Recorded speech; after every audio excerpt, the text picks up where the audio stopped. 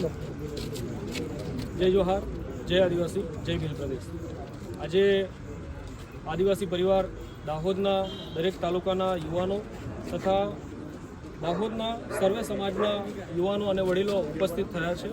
અમે અત્યારે સિંગવડ ખાતે મૌન રેલીનું પ્રસ્થાન કરી રહ્યા છે, જે તોયણી ગામની પ્રાથમિક શાળામાં આચાર્ય દ્વારા પોતાની 6 વર્ષની પહેલા ધોરણમાં દીકરી ભણતી હતી તેનું બળાત્કાર કરી અને એના પ્રયાસમાં નિષ્ફળ થવાના કારણે તે બાળકીની હત્યા કરી દેવામાં આવી છે।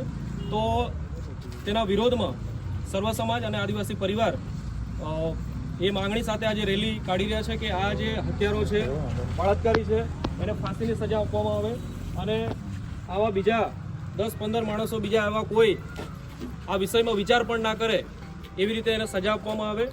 અને આ જે બાહુલ્ય વિસ્તાર છે એ આદિવાસી બાહુલ્ય વિસ્તાર છે, અનુસૂચિત વિસ્તાર છે। તેના કારણે આદિવાસી વિસ્તારમાં જે પણ કોઈ ઘટના બનશે, કોઈ પણ સમાજની દીકરી હશે એ આદિવાસી સમાજની દીકરી ગણાશે અને એ પ્રમાણે આદિવાસી સમાજ એની જવાબદારી સ્વીકારે છે કે કોઈ પણ સમુદાય હોય, કોઈ પણ ધર્મના લોકો હોય, આદિવાસીઓ એમના પડખે ઊભા રહેશે અને એમને આજે ન્યાય અપાવવા માટે ઉપસ્થિત થશે। જય જોહાર, જય આદિવાસી। અનિલ ભુરિયા।